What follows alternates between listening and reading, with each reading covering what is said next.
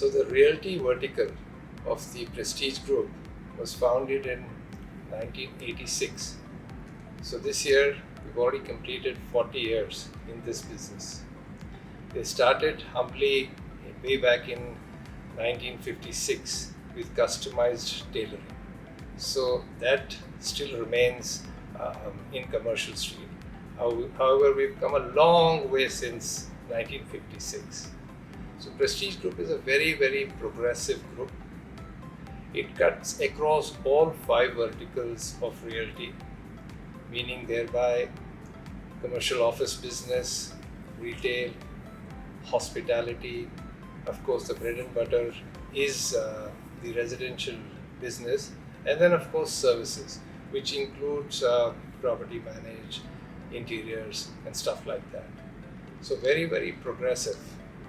I joined the business as a DGM, HR, admin and IT way back in 2008. I was freshly out of the army.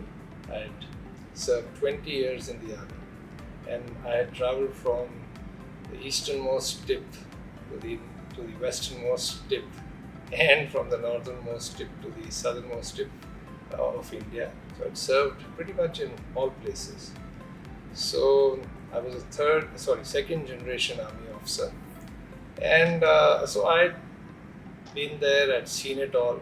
So 20 years is when I earned my pension. Children were small, and so we as a family took a very, very conscious decision that I should step out and be with the family. And therefore, in 2008, freshly out of the army, I got an opportunity to work with Prestige. And as I told you, I came in as a DGM, HR, admin and IT. And rest is history. I kept growing. There was a lot of learning, and I contributed. I was committed. And in 2 or 3 years, I became an executive director. And so we now spent 18 years. This is my 19th year, and the journey continues. So when I joined this group, we had, I think, a total of 271 people in the flagship company, which is Prestige Estates Projects Limited. And we had about maybe a 900 odd people in the property management vertical. And today, in the 18 years that have gone past very, very briskly, I can proudly tell you that we are about 15,000 people now.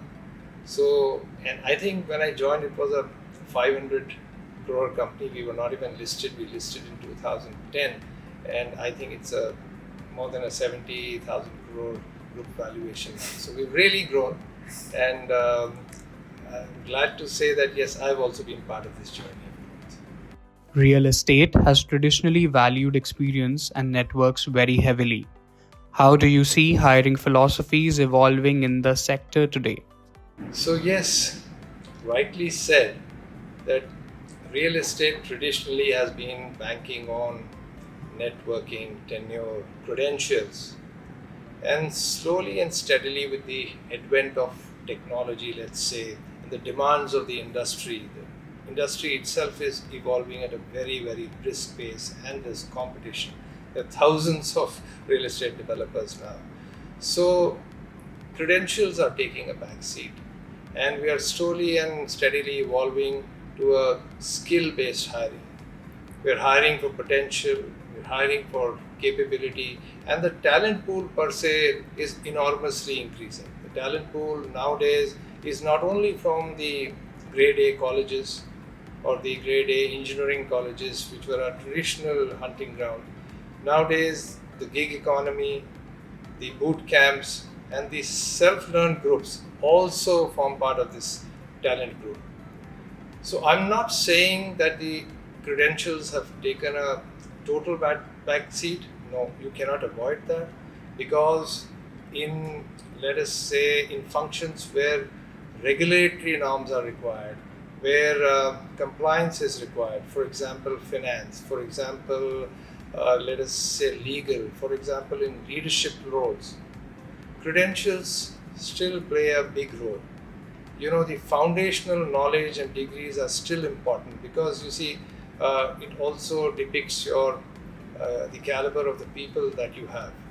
But in other domains, for example, sales, CRM, technology. We are open to hiring from other industries, and we are slowly opening up. We are hiring from diverse industry. We are hiring from aviation. We are hiring from retail. We are hiring from hospitality. We are hiring from, let's say, service industry. We are also hiring from technology industry, because we are building our own technology, and we're more focused on an outside in perspective now, and therefore the theme has changed. So I'm not saying totally changed. So there is a balance between the credential based hiring and the skill based hiring. As technology becomes more deeply embedded across the real estate value chain, what new talent and capability gaps are becoming most visible?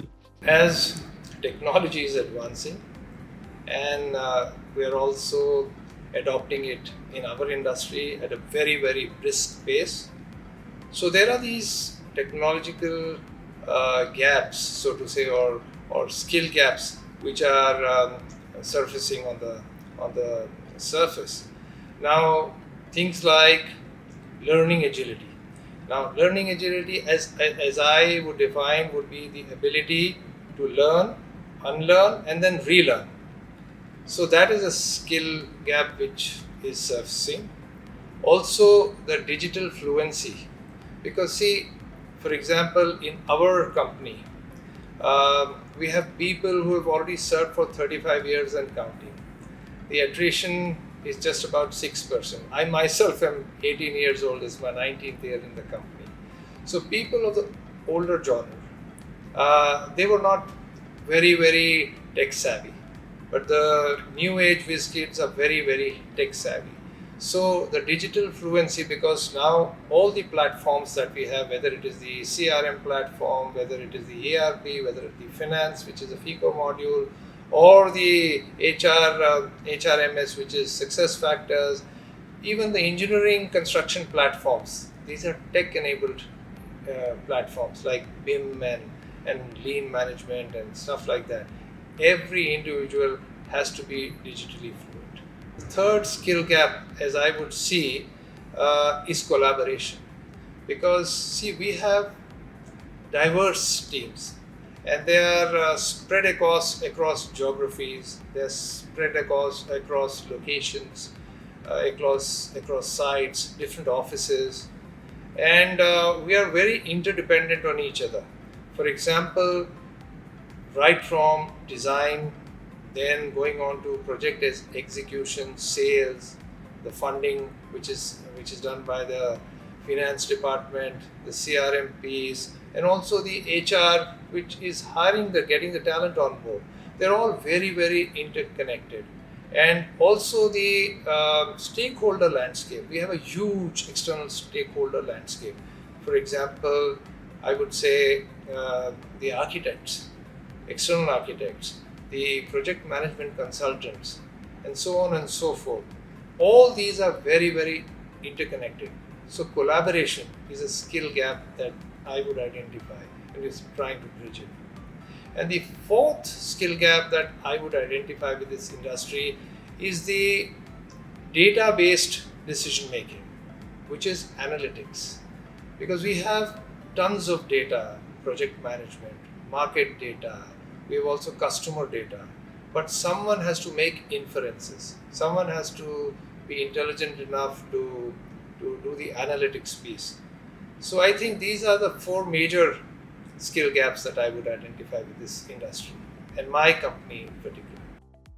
Real estate organizations today have younger professionals working alongside teams with decades of on ground experience. What differences in expectations and work culture are becoming most visible? The older genre of people, they relate to, let us say, work ethics and wisdom of execution. They're not leaning to technology as much as the younger generation is. Coming to your question, which you particularly asked in terms of culture, see, one is the younger generation. They want to understand the purpose of work itself. the meaning. They want to find meaning in the work itself.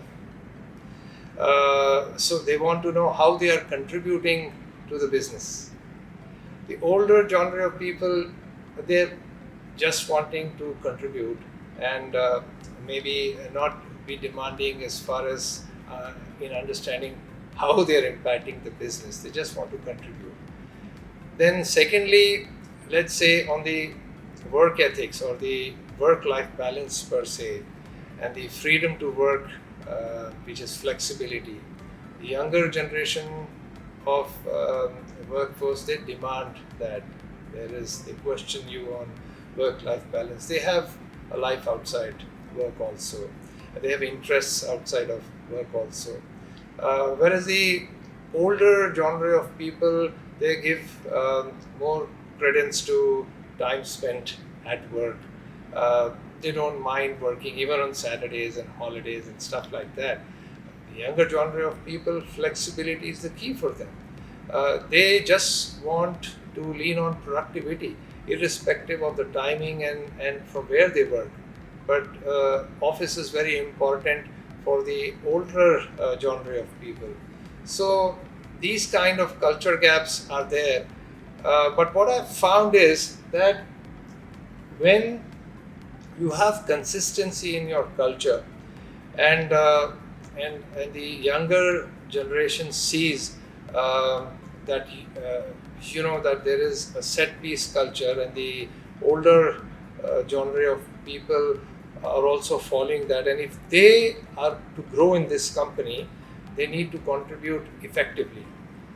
And this brings to me to another gap that I see in their understanding, which is growth.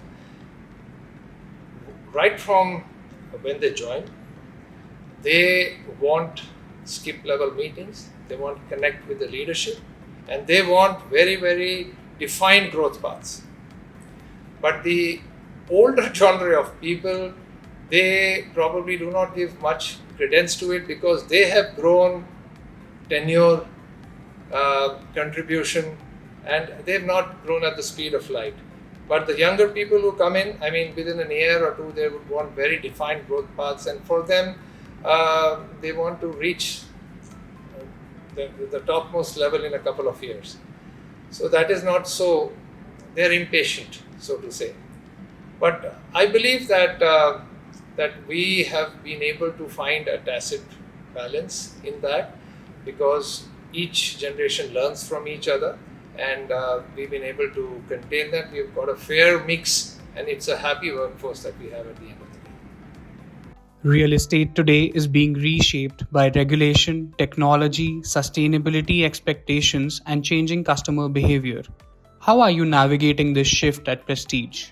So we are also transforming as an industry, and as a company, we've taken some giant steps to get technology on board. For example, our tech-savvy customer, and the sales workforce, plus the CRM workforce, these are the customer touch points. So we have a homegrown product called the Prios, which is the Prestige Real Estate Operational Sales System.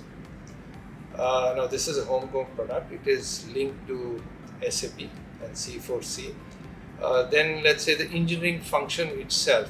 So we're now becoming more tech savvy there also, and we are incorporating a lot of technology with BIM, building information system management. Building information management. We're also getting in lean management, and so on and so forth. And technology is touching every part of our business. There's no part of our business where because of speed and efficiency, we're just getting in technology.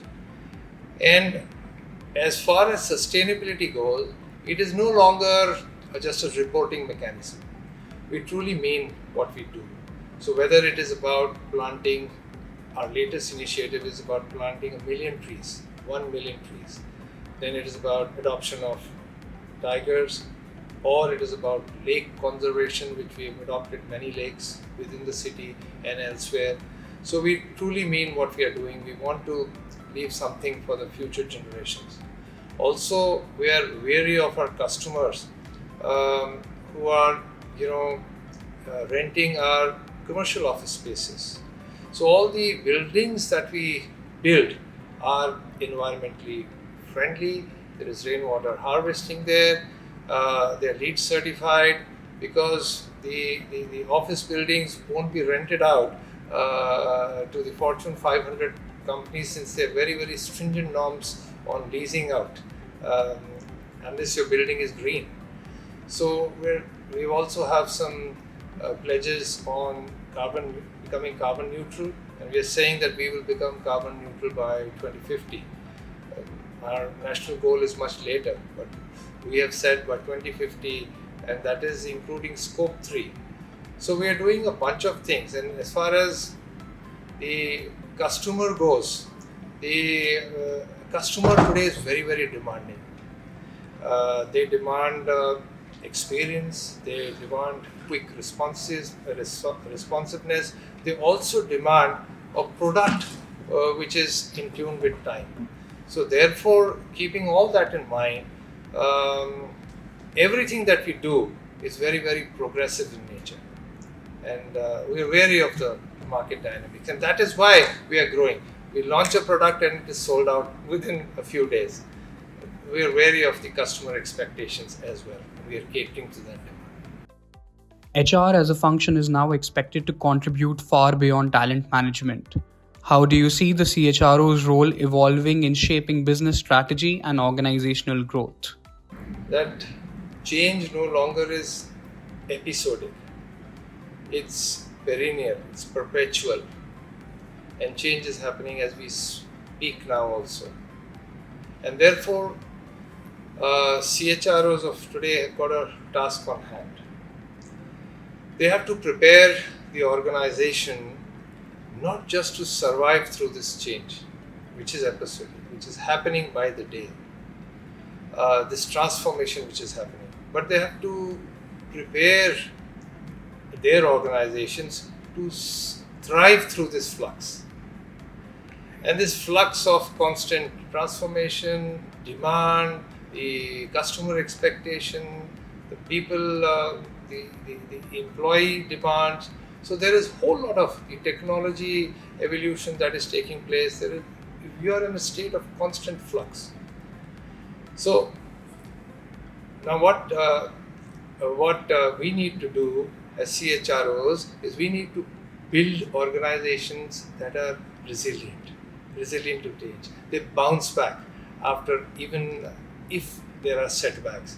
So that is one task. Also, CHROs of today are no longer just custodians of policy. They are just not value ambassadors or culture guardians or just plainly evangelists of the people agenda. CHROs of today are basically agenda setters. They are the architects of transformation.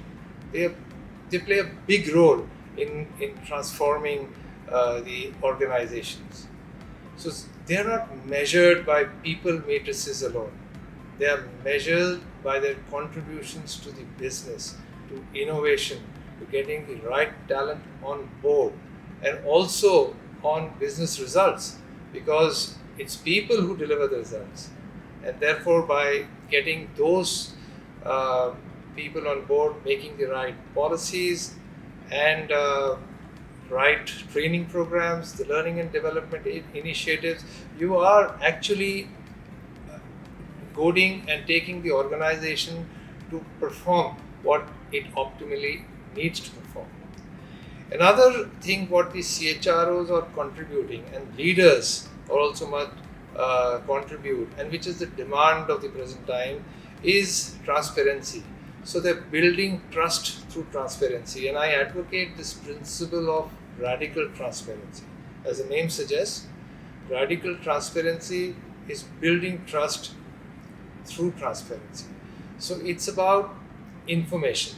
Information is power, as we all know, and if information is transparently reached out to the last man standing, which is from the gatekeeper to the topmost man who is the CEO, and there is information flow, then everyone knows what is required to be done and where the organization is headed.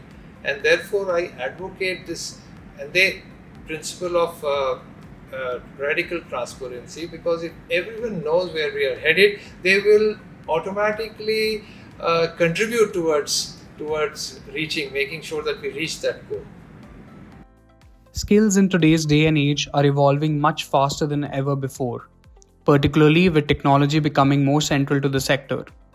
How are you rethinking learning and capability building in response? Now, learning no longer can be an event. Learning has to be continuous. It has to be constant. Just like performance management system, which is based on continuous performance management, even the learning has to be continuous, contiguous.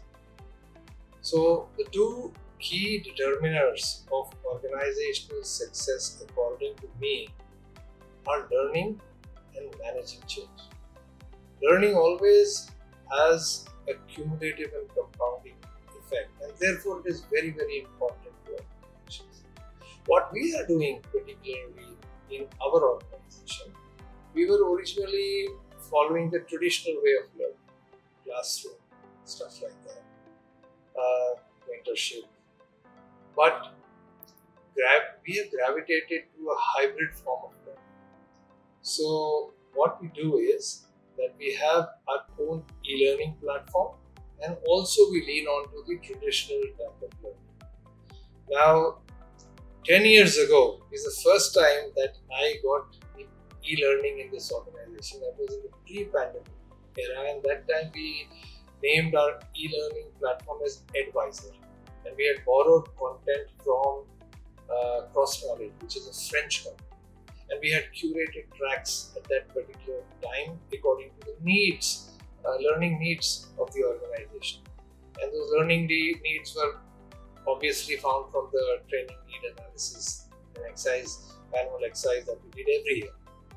So we had this cross knowledge for a couple of years, and then we found that it wasn't suiting the needs of our organization, because it was only treating towards the behavioral aspects, and the functional competencies were not being catered. So just post-pandemic, we partnered with LinkedIn Learning. And LinkedIn Learning not only catered to the behavioral competencies, it also catered to the functional competencies. So if people wanted to learn Excel, LinkedIn Learning had a solution for it. And there were so many other functional competencies that LinkedIn catered to. And with that, we also evolved something known as the Prestige Protocol. A Prestige Protocol is a leadership-based learning. It is about the leadership excellence journey. It defines what we stand for, and it has 5 levels of learning, and everyone has to go through it.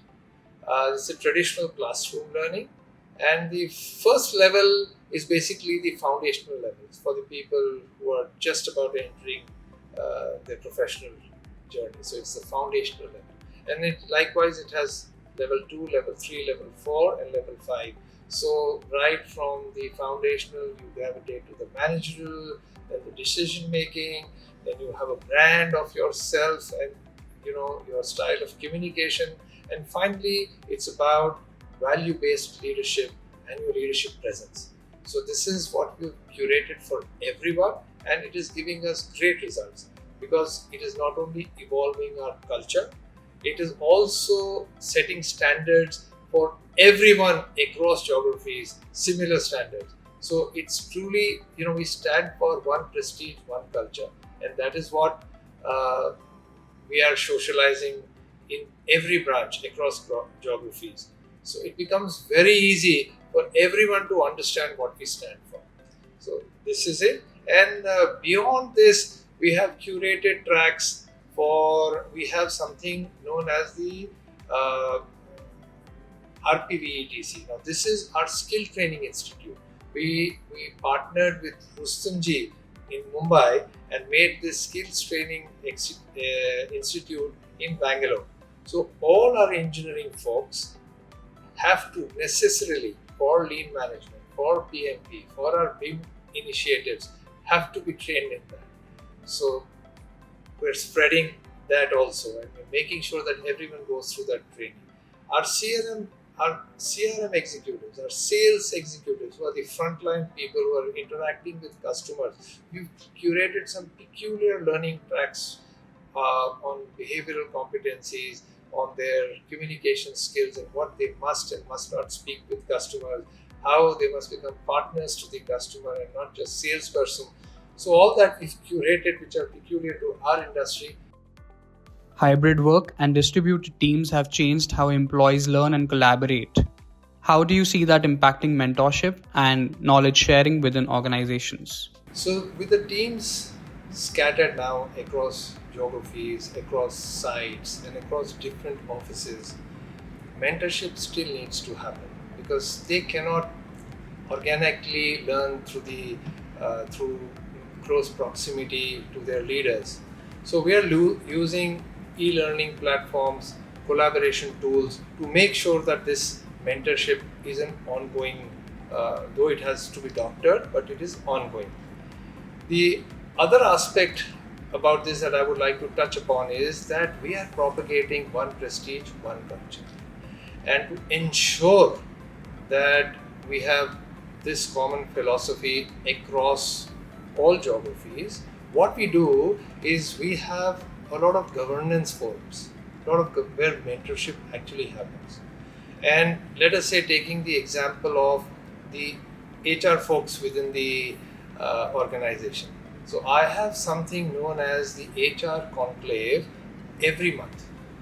So most of the HR personnel or HR team members who are based out of 9 branches across the country, they all join in on an e-platform, whether it is Teams or whether it is something else, and the agenda is set out much in advance. Everyone contributes with ideas, their own problems in specific regions, and then we arrive at solutions based on the problems. And those solutions are not only sort of taken up very seriously for that region, we find identical problems in other regions as well and deploy those solutions in other regions. So it is cross-pollination of ideas, and this is how we propagate the idea of one prestige, one culture. Another thing that we propagate through these HR conclaves is that all the learning initiatives are common. I talked about the prestige protocol across all our branches. So everyone has to go through what is sort of engineered in the HO or engineered through this HR conclave. Another big mentorship tool or conclave or a governance forum is our quarterly leadership conclave. The chairman himself Chairman and Managing Director Mr. Irfan himself chairs this meeting. The entire management of Prestige, including the Managing Director and the other directors, are present. Every leader from across all businesses, all branch heads, all functional leaders are a part of this forum. And we have this offsite 2 days shut out of the city and the office sort of rigmarole, and then we deliberate upon a lot of ideas, and there is a lot of mentorship because chairman himself guides us through the process. Every aspect is deliberated upon, the hits and misses, the culture evolution, and the problems of the ranks and files. Even the silliest of problems is brought up there and a solution is found. So this is mentorship of the highest form. So these are the things that we are adopting in the organization. There is a sort of balance between, you cannot do away with, or there is no sort of alternative to mentorship which is personal in nature. So we try and do these offsites of respective functions in which they travel with their leader for a day or two, and they experience learning of a different sort. But then there is a balance between learning and mentorship on tools, key collaboration tools, and also personally.